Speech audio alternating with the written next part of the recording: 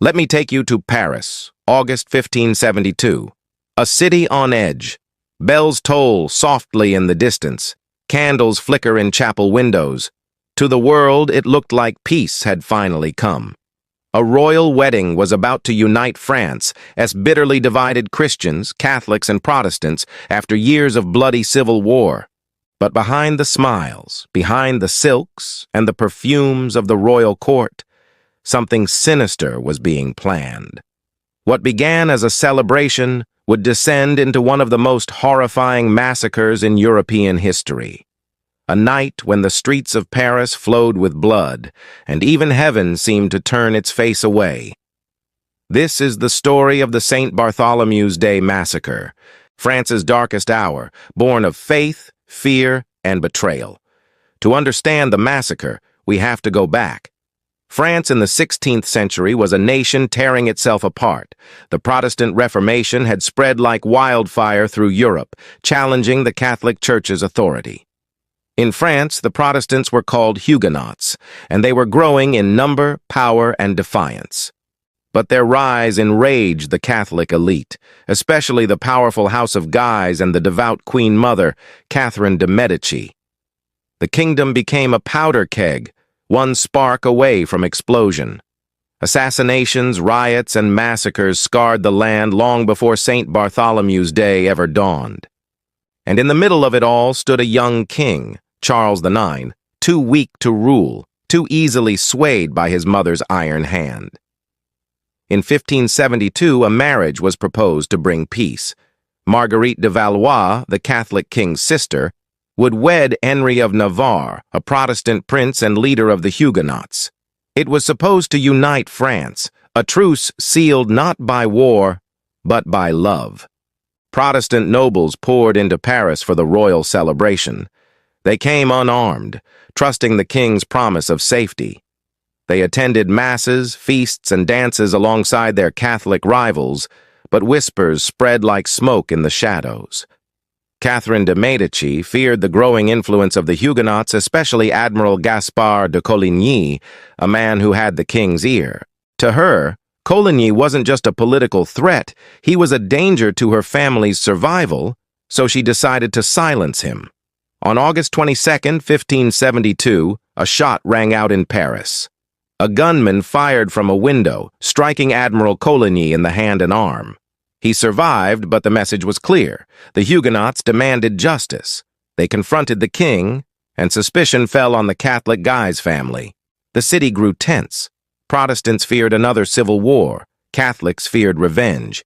And in the royal palace, Catherine whispered to her son. She told him the Huguenots were plotting to seize the throne, to kill him, to destroy his crown. Days later, the weak-willed King Charles gave in. He uttered words that would change France forever. Then kill them all, so that none are left to reproach me. August 24th, 1572, the Feast of St. Bartholomew. At midnight, the bell of Saint-Germain-l'Auxerrois rang through the night. It was the signal. Doors were thrown open. Torches lit the narrow streets. Soldiers and mobs, marked with white crosses on their hats, stormed the homes of Protestants. Admiral Coligny was dragged from his bed, stabbed, and thrown out the window. His corpse mutilated and paraded through the streets. The killings spread like wildfire. Noblemen were butchered in their beds. Women were assaulted. Children were not spared. Bodies were thrown into the Seine until the water turned red. The stench of death hung over Paris for weeks, and when the sun rose, the massacre had become a plague. Spreading from city to city across France, Orléans, Lyon, Rouen, Bordeaux, tens of thousands were slaughtered.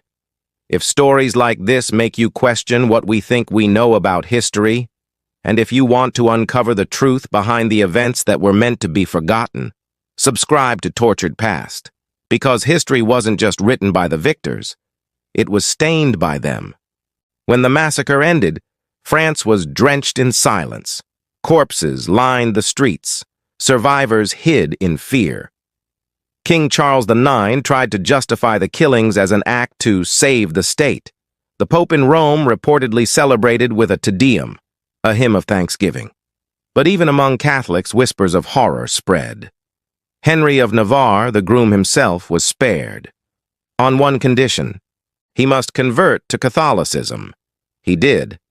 But years later, when he finally became King Henry IV, he converted back, declaring, "Paris is worth a mass." The massacre shattered the illusion of peace. The wars of religion dragged on for decades, and the name of Saint Bartholomew became synonymous with betrayal and holy slaughter. Centuries later, historians still ask, was it political manipulation, religious fanaticism, or a calculated act of survival by a desperate queen? Catherine de' Medici died haunted by her own legacy.